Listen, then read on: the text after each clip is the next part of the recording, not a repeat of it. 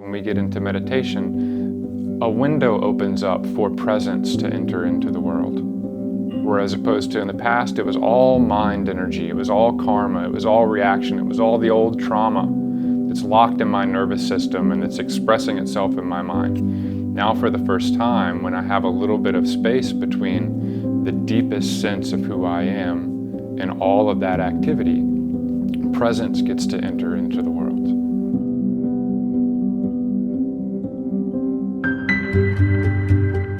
So many people reach out to me saying I can't meditate because I have such a busy mind, because my mind is always active. I think that we all have busy minds.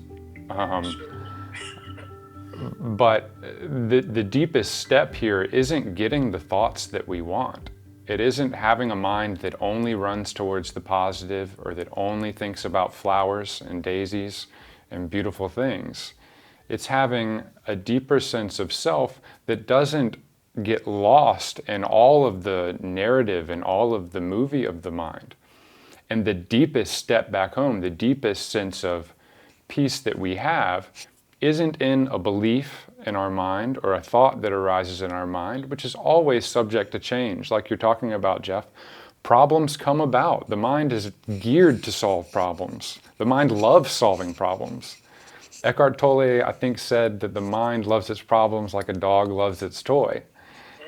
And that's so true. So the real step towards freedom and towards the peace that we talk about in meditation really isn't having a particular thought. It isn't even having an empty mind, because an empty mind is subject to change as well.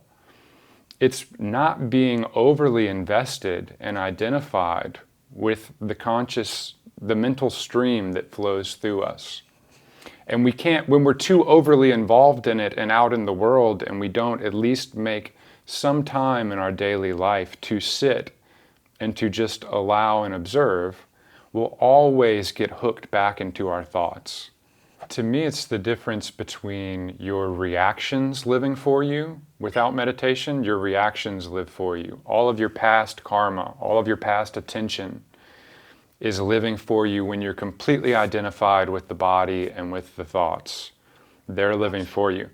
When you start to get into meditation, there starts to be little, at least maybe it starts out as a half-second gap between you and you have a particular thought or you have a particular feeling, between you and becoming that, and that expressing itself through you and you being a slave to that in one way or another.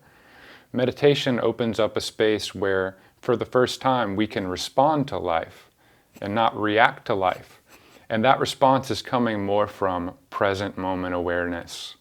So for the first time, perhaps in our lives when we get into meditation, a window opens up for presence to enter into the world.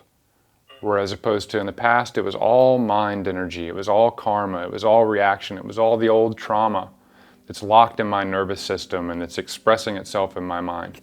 Now for the first time, when I have a little bit of space between the deepest sense of who I am and all of that activity, presence gets to enter into the world. Absolutely.